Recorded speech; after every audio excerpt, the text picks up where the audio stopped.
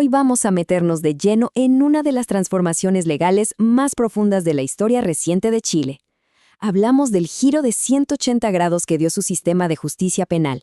Créanme, fue un antes y un después que lo cambió absolutamente todo. A ver, para que nos hagamos una idea de lo enorme que fue este cambio, tenemos que partir por una pregunta bien simple. ¿Cómo se hacían las cosas en la justicia penal chilena durante casi todo el siglo XX? Miren, aquí está la médula de todo el asunto. Antes de la reforma, un solo juez tenía 3 sombreros, por así decirlo. Era el que investigaba, el que acusaba y, finalmente, el que dictaba la sentencia. La reforma, en cambio, separó estas funciones. ¿Por qué? Para buscar un proceso mucho más equilibrado y justo. Entonces, vamos al primer punto. ¿Qué significaba en la práctica que una sola persona tuviera tanto, pero tanto poder?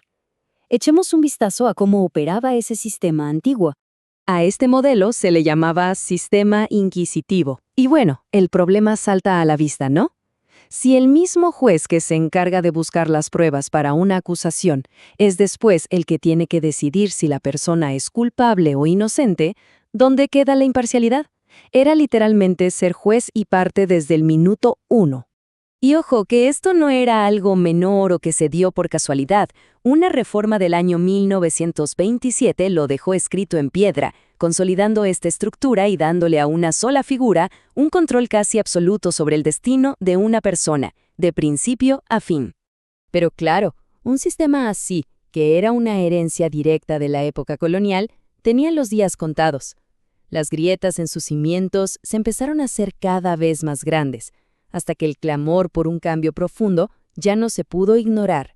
El punto de quiebre, o uno de los más importantes, llegó en 1989. La propia Constitución chilena se modificó para reconocer los tratados internacionales de derechos humanos.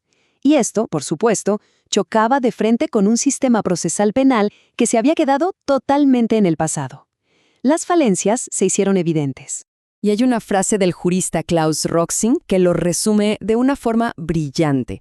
Él decía que el proceso penal de un país funciona como un sismógrafo, o sea, es un instrumento que mide la verdadera salud de su democracia. Si el sismógrafo se mueve mucho, algo no anda bien. Ok, entonces, con el sistema antiguo ya insostenible, la pregunta era, ¿cuáles iban a ser las nuevas reglas del juego? ¿Sobre qué pilares se iba a construir este nuevo modelo de justicia? La reforma se apoyó en varios pilares fundamentales. Primero, lo que ya vimos, separar las funciones. Segundo, y esto es clave, pasar de procesos secretos y escritos a juicios orales y públicos de cara a la ciudadanía. Se acabaron los expedientes acumulando polvo. Además, se cambió la forma de valorar las pruebas y se reforzó a muerte el derecho a la defensa. Y en el corazón, en el centro de todas estas nuevas garantías, está la presunción de inocencia. ¿Qué significa esto en simple? Que toda persona es inocente hasta que se demuestre lo contrario con una sentencia firme. La carga de la prueba ahora recae 100% en quien acusa, no en el acusado. Pero bueno, las buenas intenciones y los principios en el papel no sirven de mucho si no hay instituciones que los hagan realidad. Así que Chile tuvo que crear, básicamente, un nuevo elenco de actores para este escenario judicial renovado. Y así es como entran en escena instituciones que hoy nos parecen de lo más normales, pero que antes no existían. Nació el Ministerio Público, con los fiscales a cargo de investigar.